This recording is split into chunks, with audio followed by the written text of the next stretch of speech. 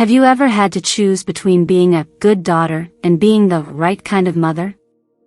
But when my mom told me to leave my critically ill son in the ICU so I could help set up balloons for my sister's birthday party, I realized something. I've spent my whole life being controlled without even realizing it. The truth is, sometimes, to be the mother your child needs, you have to be willing to become the disappointment your family expects you to be. She didn't ask how he was doing. She didn't ask if he was still breathing. She didn't even ask if I'd eaten, slept, or stopped crying in the last 48 hours. Instead, she said, "We have 30 guests coming tomorrow. I need you at the venue by 10 a.m. to supervise the catering." At that moment, I was sitting in a hospital ICU next to my 6-year-old son, who was unconscious, on a ventilator, and barely hanging on to life. And my mother was worried about a birthday party. Not just any party, my sister's 35th birthday. Adults, champagne, floral arrangements, and a guest list that included a judge and some of her tennis club friends. Meanwhile, my child's tiny chest was rising and falling with the help of machines. I told her I wasn't leaving his side. She told me I was being selfish. I told her his condition was critical. She told me to stop being dramatic. And when I refused to leave the hospital, she didn't pray, or cry, or ask what the doctors had said. No. She threatened to cut me off. Said if I couldn't uphold my responsibilities as a daughter, then maybe I didn't deserve the support she's so generously given us all these years. That moment, standing there with my phone pressed to my ear, hearing my own mother treat my son's life like an inconvenience, something broke in me. The kind of break that doesn't scream. It snaps, quiet, permanent, and cold. That was the moment I stopped being the daughter she wanted, and became the mother my son deserved. I'm Emily Carter. I'm 32 years old. And this is the story of how I chose my son's life, over everything else. I wasn't always this version of myself, the woman who chooses war over peace when it comes to protecting her child. There was a time I would have hung up that call with my mother in tears, apologized, and figured out a way to be at the damn party by 10 a.m. sharp, probably in heels, with a forced smile, and guilt chewing through my gut like acid. Because that's what Joanne Carter taught me growing up, appearance over authenticity, image over emotion. We didn't air dirty laundry. We pressed it, scented it, folded it with lavender sheets, and stored it behind locked closet doors. She ran our family like a social club president, always organizing, always performing. Our Christmas cards looked like magazine spreads. Our dinners had place cards. And God help you if you didn't RSVP to her expectations. I was never the daughter she wanted. That role went to my older sister, Rachel, the Harvard-bound, law-practicing golden child who lives exactly 14 minutes from our parents' house in Westlake Hills. She has a golden retriever named Bentley, 2 perfect daughters, and a husband who golfs with Dad every Sunday. Me? I live in a 2-bedroom apartment on the south side of Austin, in a building with flickering hallway lights and a washing machine that leaks when it spins too fast. I work as a freelance photographer, weddings, graduation portraits, sometimes small business shoots when work is slow. I don't wear suits. I don't do brunches. And I definitely don't pose for matching pajamas at Christmas. But I have Liam. He's my whole world. 6 years old, curious about absolutely everything. He loves dinosaurs and space and once cried because he couldn't go to the moon before bedtime. He collects bottle caps and thinks every pigeon we pass is secretly a spy. He's the kind of boy who says, "I love you," first and hugs so tightly he leaves imprints on your heart. Liam was the reason I kept tolerating Joanne's manipulations, because she helped pay for his private school, and when money was tight, she covered our utility bills. Of course, there were strings. There were always strings. Unspoken expectations disguised as generosity. You know, she'd say, swirling wine at some family dinner, if you ever just made better choices, I wouldn't have to keep stepping in. Translation: if I stopped being a disappointment, maybe she'd stop treating me like one. But I stayed quiet. Because of Liam. Because he deserved better than public school overcrowding and hand-me-down everything. Because her money gave him opportunity, even if it cost me my pride. I told myself I could handle it. That I was used to her barbs, that I knew how to dodge them. I thought I had found the rhythm of keeping the peace. Until Liam got sick. At first it was just a mild cough. He was still running around the apartment pretending to be a space ranger, still asking if Pluto could be his pet. But by the third day, he was pale, shivering, his breathing shallow and fast. That night, he woke up gasping, blue-lipped, clutching his chest. I'll never forget the sound of his voice, terrified, fragile, as he whispered, "Mommy, I can't breathe." And in that moment, nothing else mattered. Not Joanne. Not Rachel. Not the party. Not expectations or family pride. Just my son, and the fight to keep him alive. It was a Thursday morning. Cold for Austin, maybe 40 degrees out. Liam had been sleeping beside me on the couch after a restless night of shallow breathing and fevered dreams. I remember thinking I'd call his pediatrician the moment the office opened. But I never got the chance. At 6:17 a.m., I woke to a sound that will haunt me forever, a dry, gasping wheeze that wasn't quite a cough, wasn't quite a breath. Liam was sitting upright, eyes wide and unfocused, his small hands clawing at his chest. "Mommy," he croaked, voice barely audible. I can't breathe." His lips were a bluish gray. His skin was clammy. Time froze. I scooped him up so fast I nearly dropped him, my hands trembling as I grabbed my phone. I dialed 911 and somehow managed to stay coherent enough to give our address. The dispatcher's voice was calm, but I could hear the urgency behind her instructions. "Stay with him. Keep him upright. Help is on the way." I held Liam in my arms, rocking back and forth like instinct would somehow fix what medicine hadn't. "You're okay, baby. I've got you. Just hold on. Please hold on." The ambulance arrived within 7 minutes, but it felt like a lifetime. Paramedics burst into the apartment and immediately took over. One of them, a woman with sharp eyes and gentle hands, took one look at Liam and said, "Respiratory failure. We need to intubate en route." I followed them into the back of the ambulance, clutching Liam's dinosaur backpack like it was oxygen. The ride to St. David's Medical Center was a blur of sirens, flashing lights, and words I didn't understand, oxygen sats, bilateral crackles, pulse ox dropping fast. At the ER, we were met by a team of pediatric specialists. They took him from my arms and rolled him down the hallway, leaving me standing there frozen, alone, breathless, staring at the swinging double doors like they might spit him back out whole. It wasn't until a nurse led me to the family waiting area that I realized I was still wearing pajamas and had no shoes on. My hands were shaking so badly I couldn't fill out the intake forms. Another nurse, named Hannah, kindly sat beside me and helped me sign. Her voice was low. Calm. Human. 20 minutes later, a doctor came out, Indian American, glasses, mid-40s, exhaustion etched into every line on his face. His name was Dr. Patel.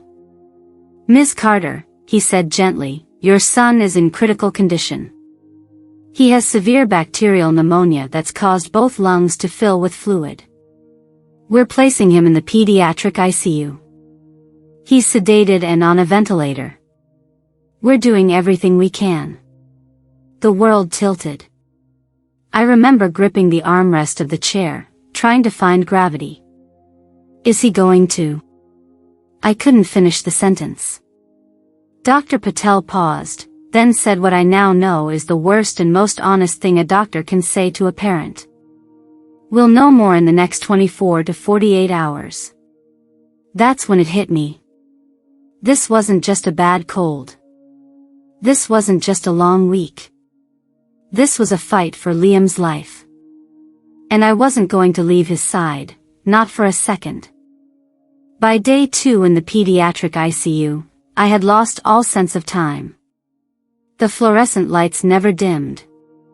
The steady beeping of Liam's monitors became my internal metronome. Every breath he took, or didn't, pulled my entire world tighter. He was still sedated, still fully dependent on machines. I hadn't left his bedside once. Not to shower. Not to eat. Not even to cry. Then my phone rang. I glanced at the screen, Mom. I let it go to voicemail. She called again 20 minutes later. I ignored that one, too. But the third time, a text popped up. Call me when you're ready to discuss when you'll be returning to normal life. This has gone on long enough. Gone on long enough? My hands clenched the phone so tightly I felt my fingers tingle. I stared at the message, trying to process the sheer absurdity of it. Liam was on a ventilator. His lungs weren't functioning. The doctors had said the next 24 hours were critical.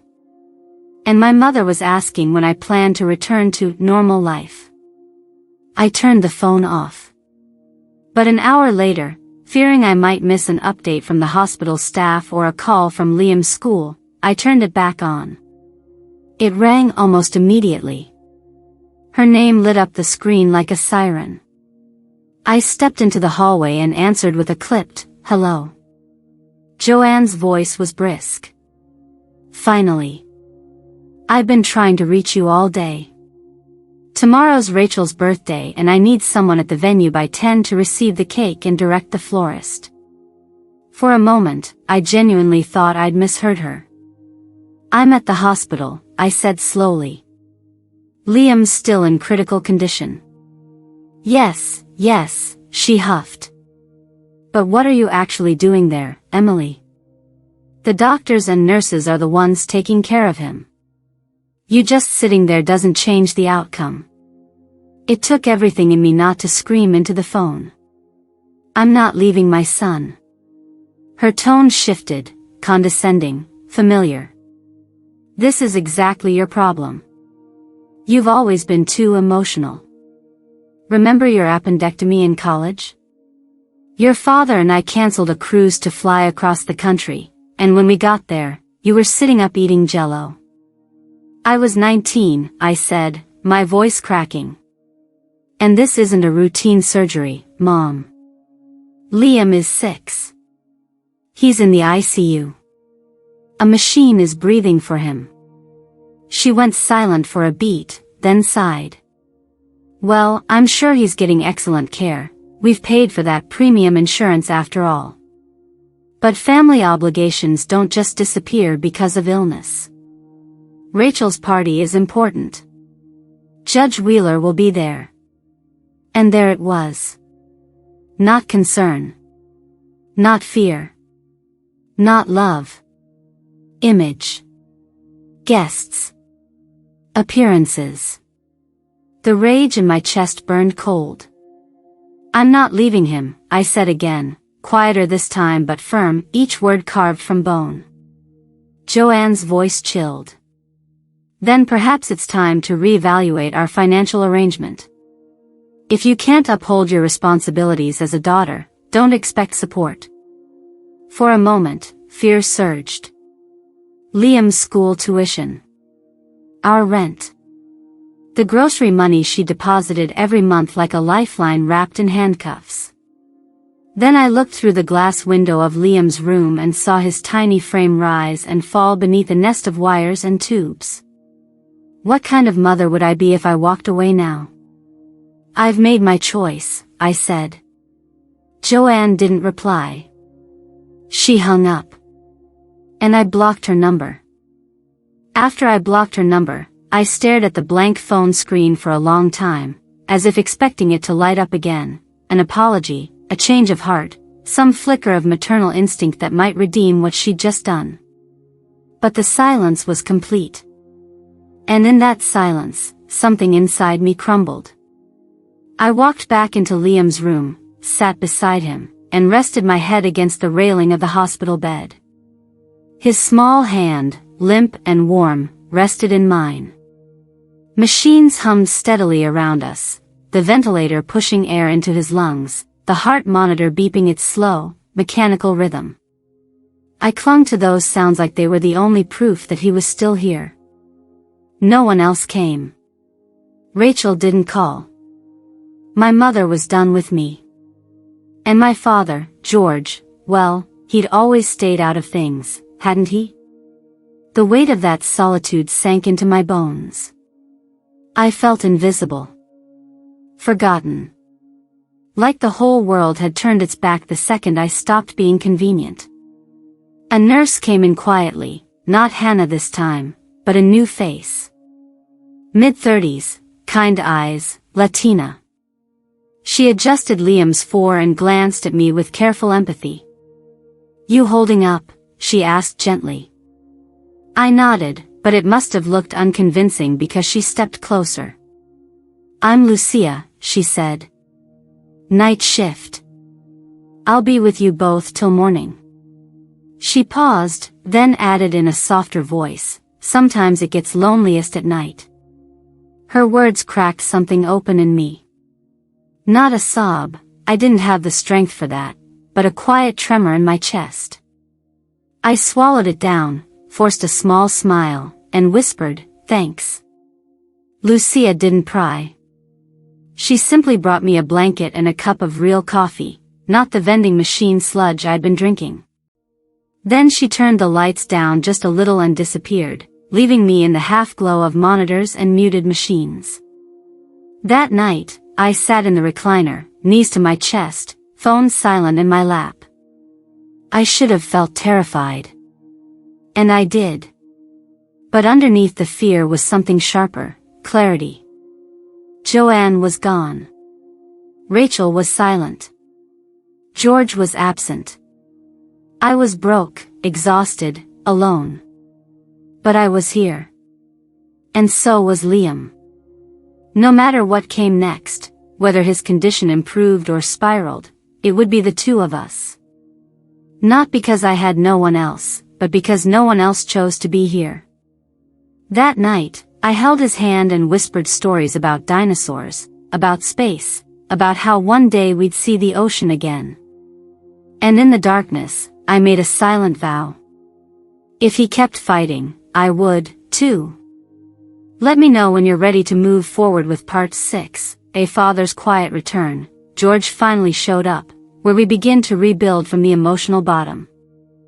It was sometime after dawn when I heard the knock on the door. Soft.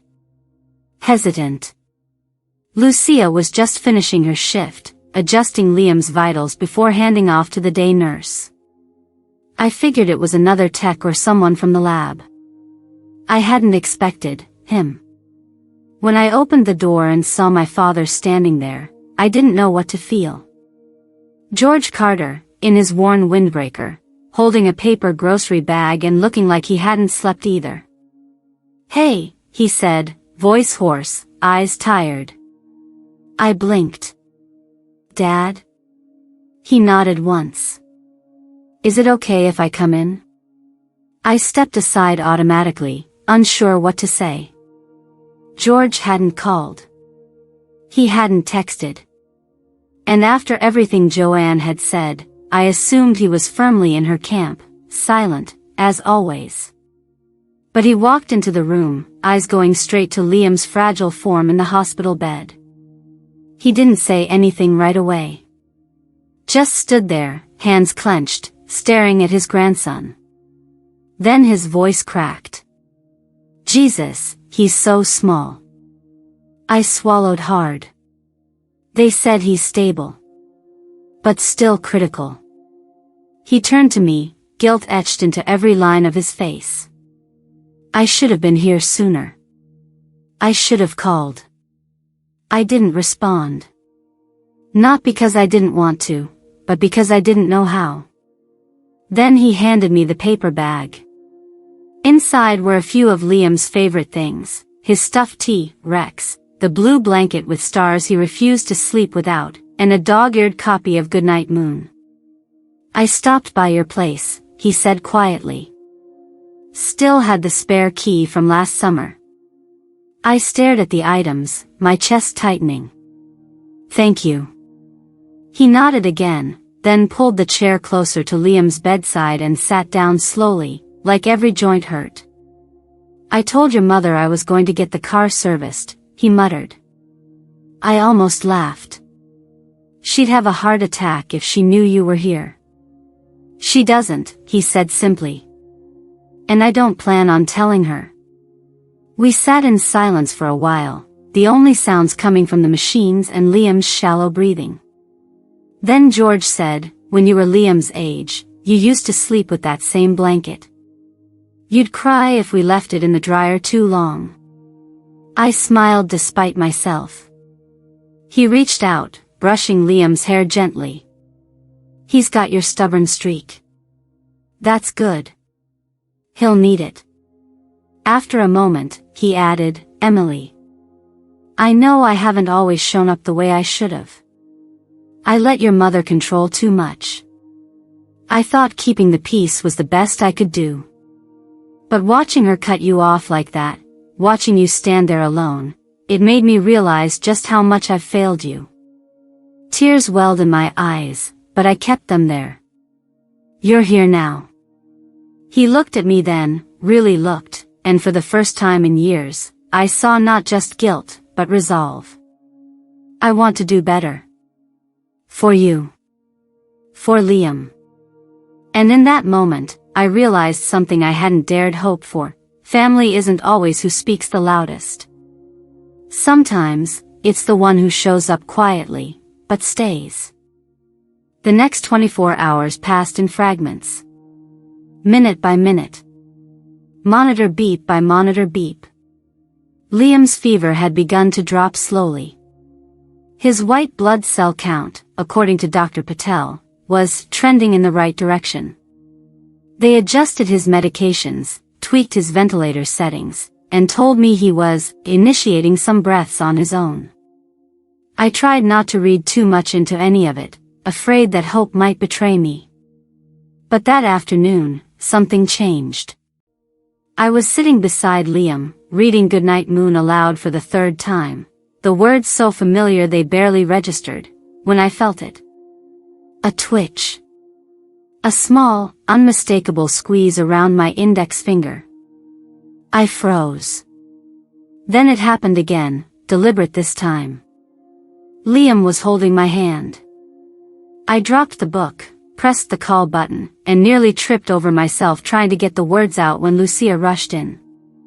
I think he moved. His hand, he squeezed my hand. She didn't dismiss me. Instead, she came to Liam's side, checked the monitors, then leaned close and spoke softly, Liam? Can you hear me, sweetheart? His eyelids fluttered. Lucia smiled wide. He's responding. Within minutes, Dr. Patel and a respiratory therapist were in the room. They ran tests, checked reflexes, and finally looked at me with something I hadn't seen in days, relief. He's waking up, Dr. Patel said. It's still early, but if this continues, we may be able to extubate him later today. I couldn't speak. My throat was too tight. George was still sitting on the other side of the bed. He let out a breath I didn't even realize he'd been holding, then stood up and kissed the top of Liam's head. Tough little guy, he whispered. A few hours later, the breathing tube came out. It wasn't easy. Liam gagged and fought the discomfort, tears leaking from the corners of his eyes. But once it was done, he looked at me, really looked, for the first time in 5 days. His voice was a raspy whisper. Water? I gave him ice chips on a spoon, shaking as I held the cup. After a few moments, he whispered again, Mommy? I'm right here, baby. I leaned in, pressing my forehead gently to his. I never left. His eyelids drooped, but before sleep claimed him again, he rasped, I love you. And just like that, I broke. Every tear I'd held back came rushing out in silence. But they weren't just tears of fear or grief anymore. They were tears of release. George moved to stand beside me, placing a hand on my shoulder, silent, steady, present. Later that evening, after Liam was resting more comfortably, my phone buzzed with a message from Rachel. Mom says you've abandoned the family again. Is Liam really that sick? I stared at the screen.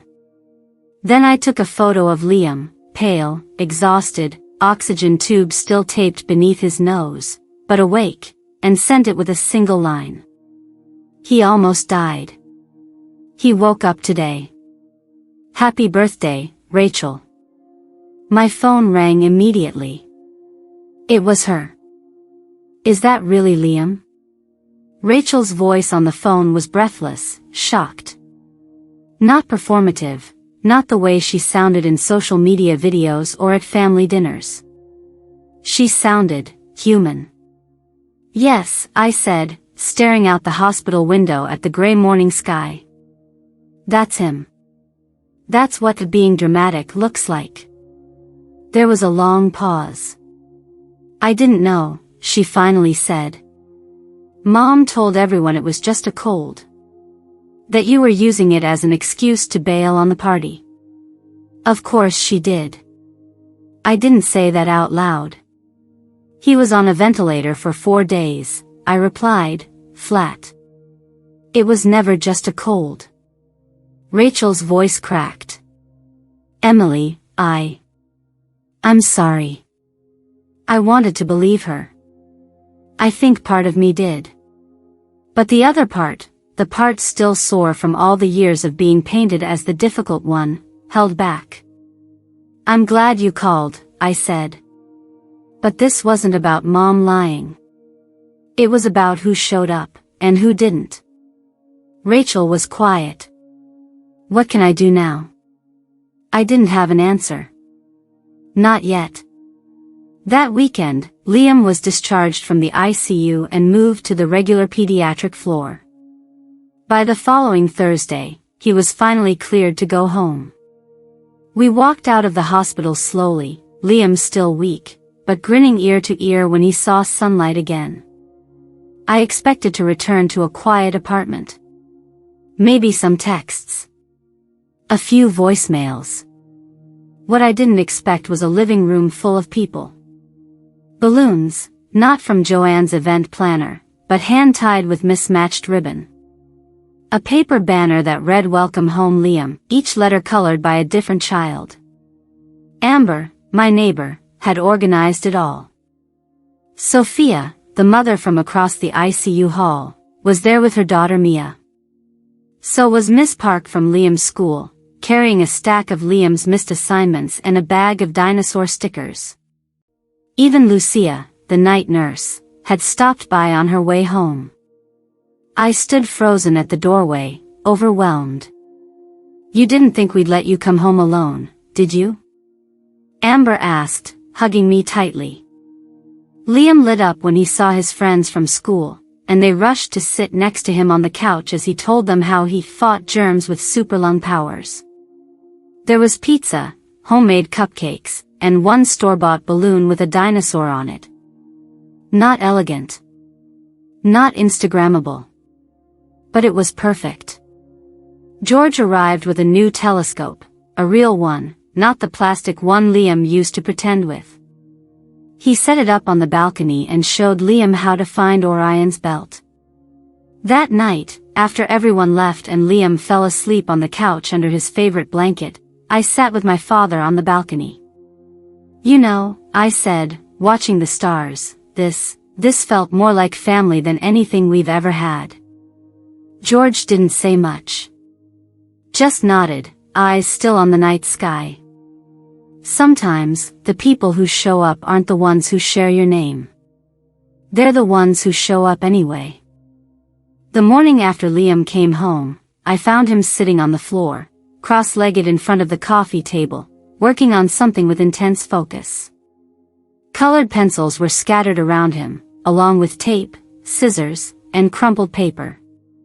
When I asked what he was doing, he held up a handmade drawing.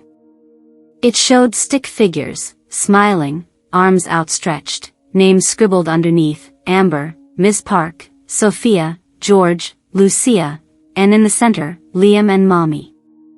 At the top, he'd written in uneven, bold letters: "My real family." I didn't correct him. Because he was right.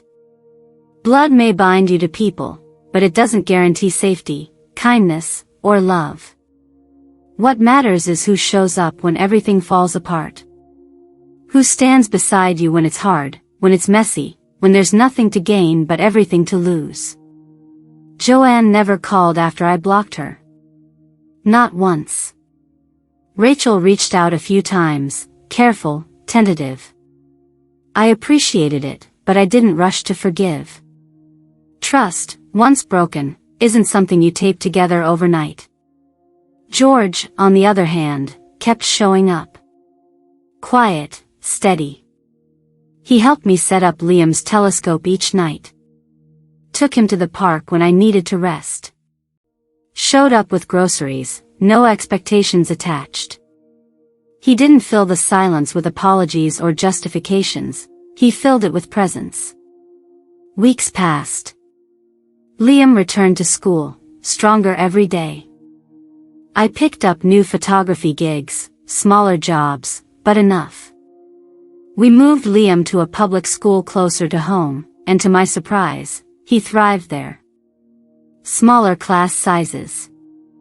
A teacher who actually listened. Friends who didn't care what zip code he came from. We were okay. More than okay. One afternoon, I received a letter from Joanne's attorney. Cold. Clinical. A formal notice terminating financial obligations, and requesting I no longer contact her unless it was urgent and necessary. I read it once, then folded it in half and dropped it in the recycling bin. No reply. No reaction. Because the truth is, I wasn't grieving the loss of financial support. I was grieving the illusion of what I thought family was supposed to be. That grief? It didn't crush me. It set me free. And here's the lesson I've learned, the one I wish I'd known years ago. Love that comes with strings attached isn't love. It's control. Support that can be withdrawn the moment you step out of line isn't support. It's a leash. The people who love you don't demand that you shrink to fit their expectations. They don't make your darkest moments about themselves. They don't abandon you when you say no. They stay. Even when it's hard. Especially when it's hard. Sometimes, the strongest thing you can do isn't to fight for their approval, it's to stop needing it. So if you're watching this and you've ever been made to feel like your worth depends on obedience, or your survival depends on silence, hear this. You are allowed to choose peace over loyalty. You are allowed to choose your child over your parents. You are allowed to build a family, even if it doesn't share your DNA. Because sometimes, the family you build is far more real than the one you were born into. Thank you for listening to our story. And if you've ever had to make that same choice, I see you. You're not alone anymore.